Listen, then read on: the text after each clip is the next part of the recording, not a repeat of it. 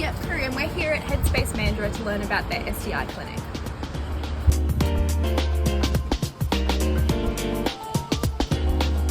Hi, we're just here to see Carol about STI testing. Hi, yep, Crew, you guys want to come with me?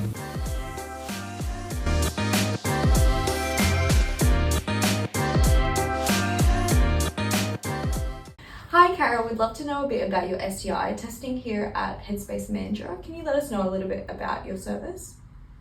I'm the coordinator of the headspace clinic. Our service is here. We're here every Wednesday from 2 till 4:30. It's free. They don't need any Medicare card. And it's really open to anybody and everyone who's 25 and under. So do I have to book or can I just rock up? We do a little bit of both. You can book if it's easier for you, but I do take a lot of walk-ins, and so you could just basically rock up as long as you're here by about 4 o'clock.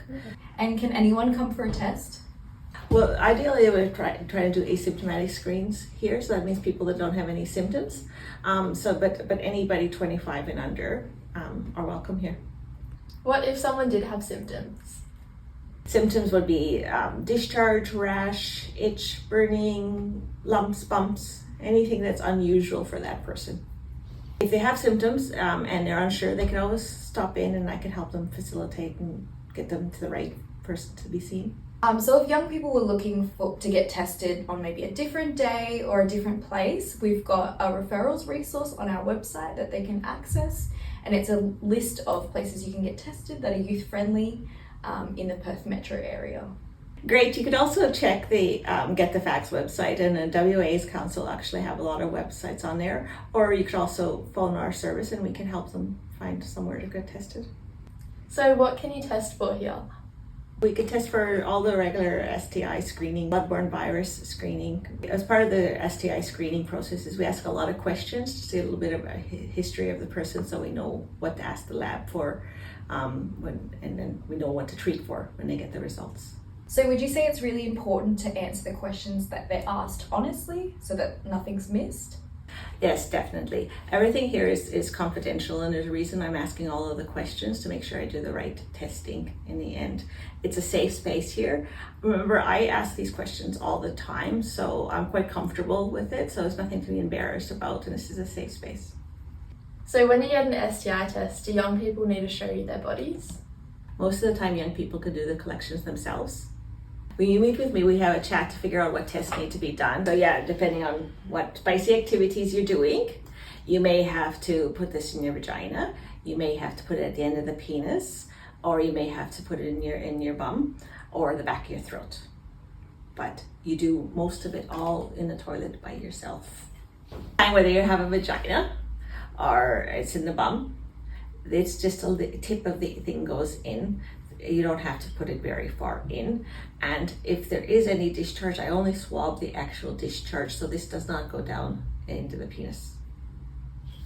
It's a long story short, you don't need to see your body if you don't want to, and everything we do is voluntary. So how do I get my results, and what happens if I do have an STI? So if it's negative, generally it's just a negative text result. Generally, if it's positive, we'll get you back the following week and we'll just give you the treatment here. Can young people just come in for free condoms or dams? They can, but the front desk does have them, well, condoms anyway. I don't always have dams here, but if a young person wants to come and have a discussion, I can always show them and then bring them some from Fremantle. I know the project also has a video on its socials and websites of how to make a dam out of a condom.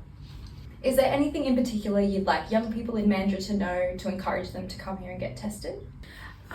Mandurah has higher rates of syphilis, even higher than Perth. Syphilis is an STI that can be easily treated, but untreated can lead to some serious consequences. We're particularly concerned about syphilis in women of childbearing age because if they're pregnant, it can lead to some serious consequences for the baby.